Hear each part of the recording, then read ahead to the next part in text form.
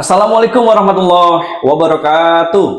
Kembali lagi dengan saya, Sudobono, di channel kesayangan kita bersama, Sudobono Official.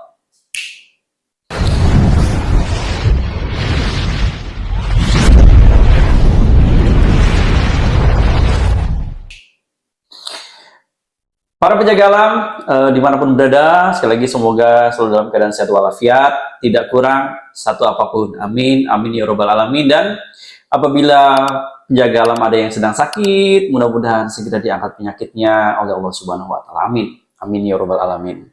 Masih dalam rangka mengawal kasus meninggalnya diplomat muda Aryan Daru. Kabar hari ini terupdate tanggal 22 Juli.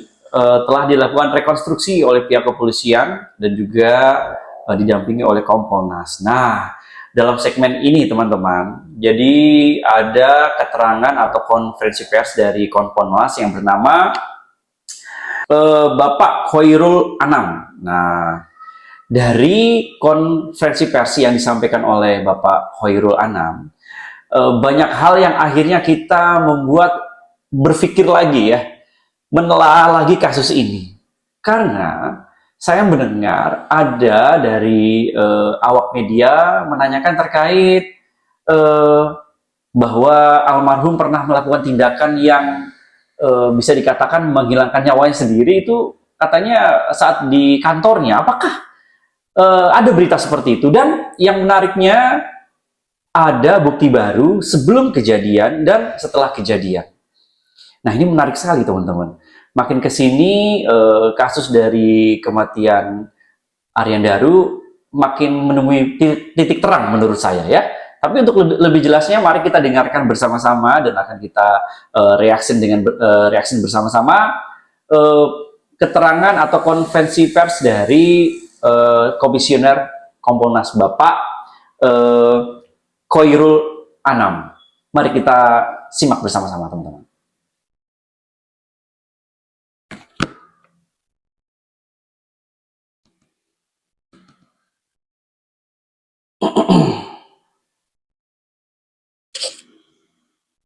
Di samping ngecek TKP juga ngecek membandingkan apa yang kami dapat sebelumnya dengan penjaga kos-kosan ini.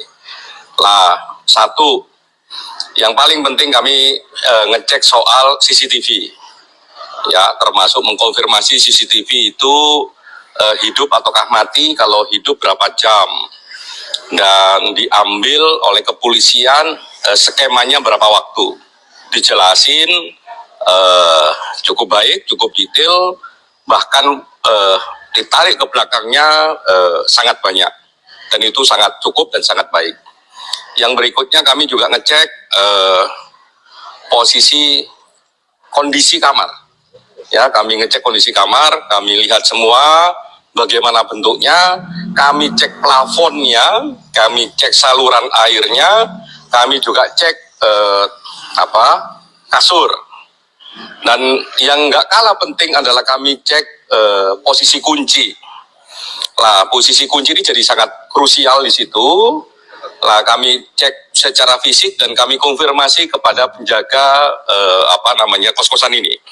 Karena beliaulah yang membuka pertama kali, terus kami minta untuk diperagakan posisi kuncinya. Jadi ada dua kunci yang memang terpasang di pintunya, bisa dibuka dari luar maupun dari dalam, ya. Terus kunci yang memang ada di dalam yang bentuknya slot, yang itu hanya bisa dibuka atau dikunci dari dalam. Lah, saya nanya, ini posisi kunci yang slot, utama yang slot ya, yang hanya bisa dibuka dan ditutup dari dari dalam, itu posisinya terkunci. Jadi kami tadi konfirmasi langsung ke penjaganya, karena ada video juga, kami cek videonya, kami konfirmasi ke dianya, waktu dibuka posisinya terkunci. Nah, dari sini berarti bisa dipastikan penjaga kos-kosan juga ada dalam rekonstruksi tadi ya, karena Kompolnas juga memintai keterangan, memadupadankan apa yang ada di video yang direkam itu kemudian dengan lokasi yang ada di TKP, maksudnya pintu yang ada di TKP, gitu teman-teman ya. Yang berikutnya kami juga ada salah satu penghuni kos-kosan ya yang masih belum tidur sampai jam 1-an begitu. Apakah ada suara yang mencurigakan? Tidak ada. Suaranya hening dan sebagainya. Apakah kondisinya kayak biasanya? Kurang lebih kayak biasanya. Apalagi dia. Nah, berarti tetangga kosan nih ya. Tetangga kosan tuh berarti yang ada di sisi kanan ya. Karena yang kita tahu di dalam video, kamarnya almarhum itu berada di paling pojok. Nah, berarti yang memang terlihat di dalam beberapa video atau uploadan CCTV, yang kamarnya menyala saat korban itu membuang sampah. Nah, hari ini tetangga dari indekosnya korban itu juga diminta keterangan, dan ternyata dia juga katanya belum tidur sampai pukul 1 pagi dan tidak terjadi apa-apa, tidak mendengar apa-apa, normal-normal saja katanya ya. Wah, kita lanjut ya. Hari itu juga pas hujan rintik-rintik ya. Lah itu juga penting. Kami cek jumlah CCTV juga penting. Kami cek posisi CCTV juga penting. Tapi yang lebih penting memang soal ini saya spill aja.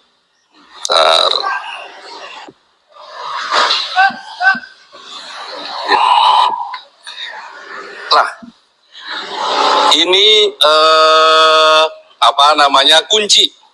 Jadi posisi pertama kali sebelum pintu dibuka kayak begini. Nanti bisa difoto. Oke, nanti bisa di zoom. Jadi posisinya slotnya terkunci, ya slot manualnya terkunci, yang hanya bisa dibuka dan ditutup dari dalam. Yang bisa dibuka dan ditutup dari dalam. Terus yang ini kunci biasa yang bisa dibuka dari luar dan dari dalam kamar. Yang pakai kartu. Terus itu posisi plafon, baik posisi plafon kamar maupun plafon kamar mandi tidak ada yang rusak sama sekali. Mungkin itu yang penting. Dari penjelasan Bapak Komisioner Kompolnas ini, dia berkali-kali menegaskan terkait kondisi kamar indekos ya.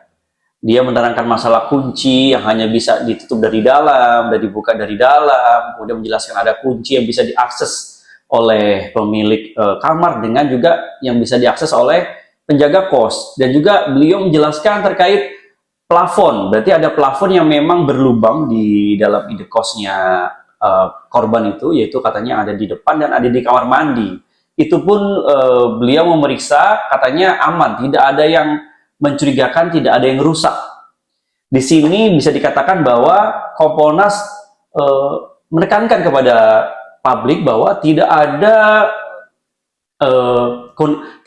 kondisi dari kamar korban itu yang mencurigakan gitu ya, sampai diperiksa kasur dan sebagainya gitu ya, dan plafon, kemudian bagaimana kunci terpasang, itu menunjukkan bahwa beliau ingin menjelaskan kepada publik, menurut saya, bahwa kondisi kamar itu aman. Tidak ada yang mencurigakan. Nanti kami geser ke PMJ untuk lebih detail lagi apa yang sudah dilakukan dan sebagainya. Oke? Ada CCTV yang bilang nggak Pak? Ada CCTV yang bilang nggak Pak? Jumlah CCTV sebelum peristiwa sampai peristiwa jumlahnya sama. Apa sih yang membedakan penyidikan yang dilakukan oleh Kompolnas sama yang dilakukan oleh pihak kepolisian? Apakah ini Kompolnas memastikan apa yang dilakukan oleh rekan-rekan kepolisian itu sesuai prosedur ataukah tidak. Secara substansi memang mendalami substansinya ataukah tidak. Nah, menuju ke sana kami memang ngecek dulu. Makanya kami pertama kali datang ke keluarga. Kemarin kami datang ke keluarga, ketemu langsung dengan keluarga, ketemu langsung dengan istri, banyak hal yang kami dapatkan. Tahap berikutnya kami datang ke TKP untuk juga ngecek sebenarnya TKP-nya bagaimana. Dengan dua modalitas itulah nanti kami ketemu sama PMJ, Polda Metro Jaya, untuk mendalami apa yang sudah dilakukan, apa yang sudah didapatkan, dan prosedurnya baik ataukah tidak. Karena ini kan Kompolnas. Jadi itu. Jadi kami ingin melapis gitu ya. Kan kalau kayak begini kan kami bisa nanya nanti kalau dijelaskan sama Polda Metro Jaya. Ini CCTV diambil dari titik yang mana? ini CCTV-nya jumlahnya berapa, durasinya yang diambil kapan saja dan sebagainya.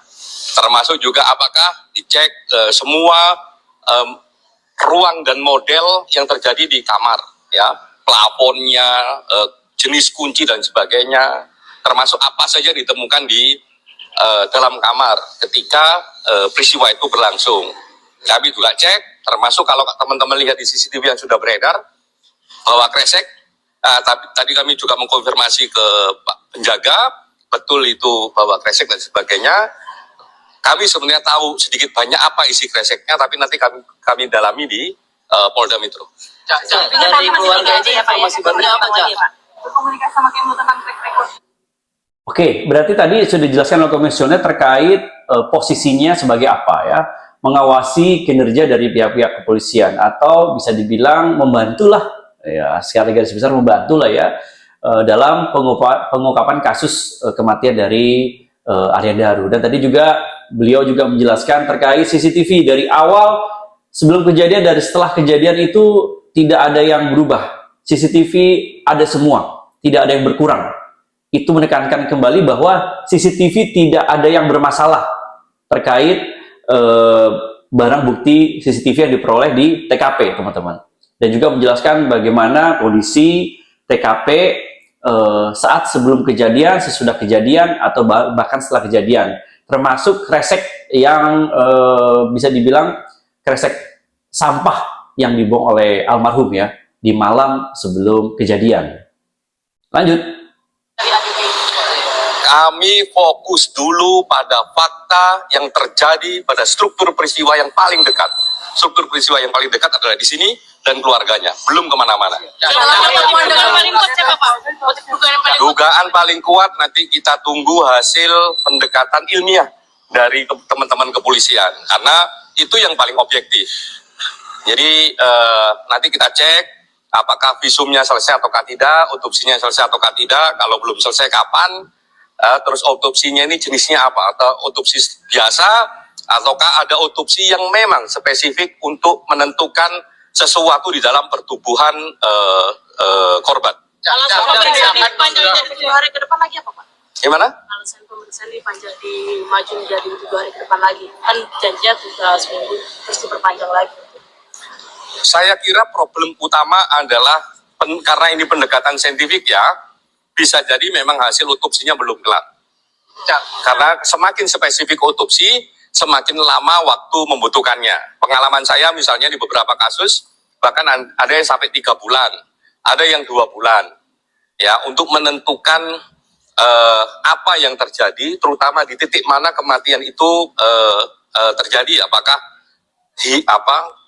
kekurangan oksigen, ataukah karena yang lain misalnya begitu, itu bisa dicek di otopsi. Dan itu ya kalau kita sampai spesifik kayak begitu ya membutuhkan waktu berbeda dengan otopsi yang biasa. Dari sini kita bisa tahu bahwa penjelasan komisioner terkait otopsi itu bisa cepat, bisa juga lama, tergantung dari poin dari otopsi tersebut. Mau yang lebih spesifik atau lebih mendalam, ya berarti waktunya akan makin lama. Tadi saya mendengar bisa 3 bulan, bisa 2 bulan, wah lama sekali ya. Berarti juga tadi kalau seandainya memang kalau otopsi biasa mungkin bisa dalam waktu seminggu atau 2 minggu bisa keluar hasilnya ya. Berarti apa yang dilakukan oleh pihak kepolisian sekarang melihat beberapa keterangan sebelumnya, pihak kepolisian akan segera memberikan hasil ya, tapi ternyata belum juga sampai sekarang. Berarti kita bisa menilai bahwa otopsi yang dilakukan oleh pihak kepolisian ini berarti otopsi yang spesifik yang tadi dijelaskan oleh Pak Komisioner, berarti ingin mendalami lebih jauh, lebih dalam terkait bagaimana Arya Daru ini meninggal dunia. Ya, berarti tidak mungkin dalam waktu dekat nih, ya. Lanjut. Tadi kan dari keluarga Jogja penjaga kos ya. Dari keterangan polisi bahwa penjaga kos ngecek atas perintah dari istri korban. Nah, kenapa penjaga kos tidak mengetuk pintu kamar korban? Kenapa cuma jalan ngecek kiri kanan gitu? Ada penjelasan kan dari penjaga kos? Salah satu yang paling penting ya, memang firm ada komunikasi antara istri sama penjaga kos. Menit per menitnya kami juga ada.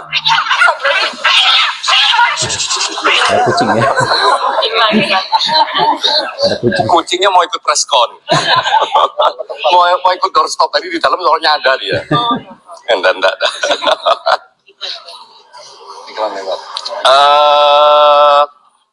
Komunikasi antara penjaga kos dan istri kami dapat detail per detailnya, kami dapat menit per menitnya apa saja dia bicarakan kami dapat dan kami tahu konteksnya. Jadi kalau tadi misalnya kenapa kok nggak langsung ketok pintu dan sebagainya kami jelasin konteksnya, termasuk kami juga membaca WA-nya. Ya. Nah, ada pertanyaan dari teman-teman media terkait penjaga kos yang tidak mengetok pintu pada malam hari itu. Nah, itu juga menjadi pertanyaan kita bersama ya. Dan Komisial Kompolnas sudah mengatakan bahwa dia sudah mengantongi detail demi detail percakapannya, bahkan isi WhatsApp-nya pun. WhatsApp penjaga kos dengan istri almarhum itu pihak Kompolnas juga sudah istilahnya memiliki buktinya. Jadi sudah ada detail per detail percakapan tersebut yang komisioner Kompolnas ini sudah mengetahui, teman-teman. Karena memang penjaga kos ini membuat menjadi bahan pertanyaan atau ada hal-hal yang memang dilakukan oleh penjaga kos ini yang menurut kita tuh ya, menurut kita bersama, menurut saya pribadi itu kurang responsif atau cenderung tidak masuk akal ya. Tadi seperti kenapa tidak mengetuk, benar tadi ada pernyataan seperti itu, kenapa tidak diketuk dan sebagainya, kan logikanya ya. Saya pernah mengatakan bahwa kalau seandainya memang ada kekhawatiran dari pihak keluarga, terutama istri dari almarhum, penjaga kos, yang memiliki respon inisiatif yang menurut saya itu normal, malam-malam itu akan segera diketok pintunya, menurut saya, diketok. Dan kalaupun dia mempunyai perasaan tidak enak dengan penghuni kosnya, ya tinggal bilang aja dasarnya saya mengetok bapak ini, bangunin bapak ini karena istri bapak mencari-cari bapak, gitu kan? Ya kan? Tapi sekali lagi kita kembalikan kepada sifat dari karakter orang ini. Dia orangnya tidak enakan kah atau bagaimanakah menjaga kos ini? Tapi secara tidak langsung sudah dijelaskan oleh komisioner Kompolnas mengatakan sudah mengantongi percakapan detail demi detail penjaga kos dengan istri. Nah, itu yang jadi penasaran kita bersama ya. Kita tunggu aja nanti perkembangannya. Lanjut. Kan sudah berbicara dengan pihak keluarga, kira-kira apa sih informasi baru dari Kompolnas dapatkan dan apakah ada keterangan dari keluarga bahwa sebelum tewas korban ini ada bertemu dengan orang atau seperti apa? Dan Yang kami dapatkan adalah struktur cerita tidak hanya pas hari H, tapi sebelum hari H. Itu yang baru. Termasuk barang yang tidak hanya pas hari H, setelah hari H juga kami dapat. Itu barang. Nah, ya, ada bukti baru yang dia dapat dari pihak keluarga, ya, bukan hanya pas hari H, tapi sebelum hari H, dan bahkan juga ada barang bukti setelah hari H. Wih, makin penasaran saya, ada apa ini? Berarti kan secara tidak langsung ada kecurigaan dari pihak keluarga, atau pihak keluarga sudah mengetahui problem ini, ya, sudah mengetahui kejadian ini. Maksudnya dalam arti kata kenapa kok bisa terjadi? Mungkin ada hal-hal yang memang pihak keluarga tahu. Yang seperti apa yang saya artikan dari simbol bahwa yang mengetahui kejadian ini atau secara tidak langsung mengetahui atau curiga dengan kejadian ini adalah orang terdekat yang disimbolkan dengan mata tadi itu mungkin. Ya, walau alam ya. Kita lanjut. Jadi penasaran juga ya, apa bukti barunya itu ya? Barunya. sebelum tewas itu dia sempat bertemu pihak apa sih? Apa gimana? Detail-detailnya nanti penyidik lah yang akan menjelaskan. Keluarga kan katanya sudah dapat hasil visum. Kemarin di Bantul itu keluarga membeberkan hasil visumnya nggak, Cak? Kami mendapatkan semua informasi terkait peristiwa ini dari keluarga, sangat baik, sangat komprehensif. Semoga kalau belum ada yang disampaikan ke kami bisa disusulkan. Tapi dari interaksi kemarin itu cukup detail dan kami udah cek juga ke beberapa sumber ya. Terus nanti kami akan cek itu ke Polda Metro gimana ini, apa perkembangannya. Soalnya udah ketemu sama pihak ini belum? Kementerian Luar Negeri. Kami fokus pada titik peristiwa yang paling dekat. Titik peristiwa paling dekat adalah keluarga dan TKP ini. Nanti kami akan lihat struktur peristiwanya. Kalau struktur peristiwanya memang mengharuskan kami ketemu sama Departemen Luar Negeri, ya kami akan cek ke sana. Tapi kan pokoknya adalah keluarga, TKP, dan PMJ Pelagari ini kan Kompolnas, bukan Komnas HAM. Menurut info itu kan dari kantor itu kan dia pernah melakukan upaya bunuh diri sebelum melakukan. Gimana? Katanya kan infonya dia pernah mencoba melakukan bunuh diri di kantor Kementerian Luar Negeri. Semua informasi monggo aja, asalkan ada basis faktanya, Nah, ini yang saya sangat mengagetkan. Jadi, dari awak media bertanya terkait isunya korban itu pernah melakukan tindakan bunuh diri katanya di kantornya. Apakah isu ini benar adanya seperti itu? Atau bagaimana, teman-teman? Ini menarik sekali ya. Tiba-tiba awak media mempertanyakan hal tersebut ya. Tapi kita himbau kepada siapapun, mohon dihormati haknya keluarga yang sudah kehilangan salah satu anggota keluarganya. Tolong itu dihormati. Apapun boleh Anda ngomong apa saja, asalkan ada haknya, plus tolong juga dijaga etikanya. Kasihan pihak keluarga sudah kehilangan anggota keluarganya. Jadi kalau kami standingnya adalah faktanya ngomong apa, di titik itulah kami berangkat menganalisa. Bukan tanpa fakta terus kita analisa, bisa kemana-mana. Makanya karena kami cukup tertib ini, ketemu keluarga dulu, ke TKP baru ngecek polisi. Polisi dua hal yang penting, satu soal substansinya, kedua prosedurnya. Karena prosedur itu ya otomatis akan ngomong ini dilakukan dengan cara baik, melanggar hukum enggak, dan sebagainya. Itu ya. Stop. Ini ada Pak Arif dan ini ada beliau. Silakan gantian. Tadi kan alasan keluarga masih sampai sekarang masih diam apa karena yang masih berduka itu seperti apa? Saya kira pertanyaan itu yang paling tepat yang menjawab adalah keluarga. Yang paling pasti adalah keluarga sama kami kemarin ngobrol banyak, bercerita banyak, dan memberikan banyak informasi termasuk juga barang. Sejauh ini Komisioner mengatakan pihak keluarga ngobrol banyak dan memberikan informasi kepada pihak Kompolnas, begitupun juga ada barang. Barang apa? Sesuatu apakah ini?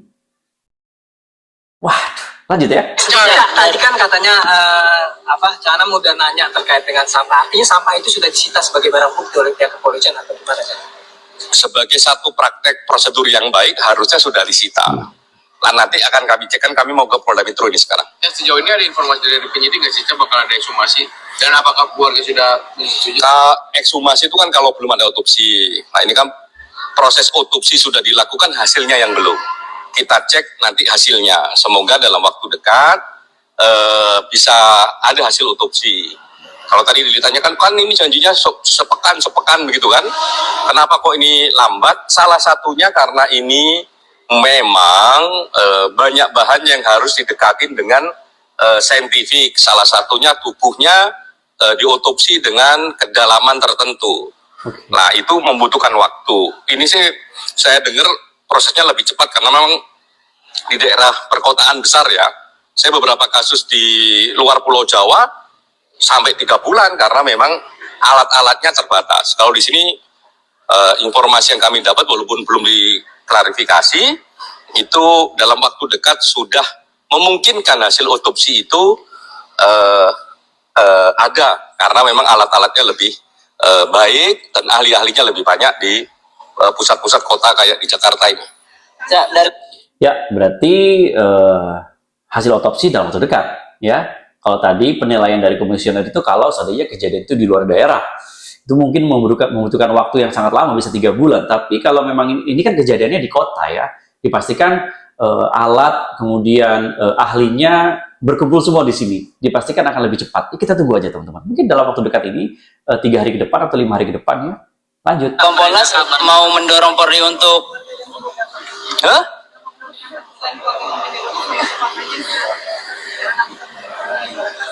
banyak ya, yang paling utama keluarga dan semua orang yang ada di kos ini, baik penjaganya maupun penghuni yang lain. Oke, dari konferensi pers yang disampaikan oleh Komisioner Kompolnas yaitu Cak Khairul Anam ya, mengatakan dengan sangat-sangat informatif ya, Kompolnas Khairul Anam ya, menyampaikan dengan sangat-sangat informatif terkait perkembangan kasus pengungkapan kasus kematian dari Aryan Daru ini, dan akhirnya kita kembali lagi kebingungan ya, karena beliau mengatakan CCTV itu diperoleh dari hari kejadian dan sesudah hari kejadian pun tidak ada yang berubah, tidak ada yang berkurang. Kemudian saksi-saksi juga mengatakan dengan detail part demi part apa yang terjadi, apa yang mereka lakukan ya, termasuk penjaga kos, bahkan tetangga kosnya pun sudah dimintai keterangan semua.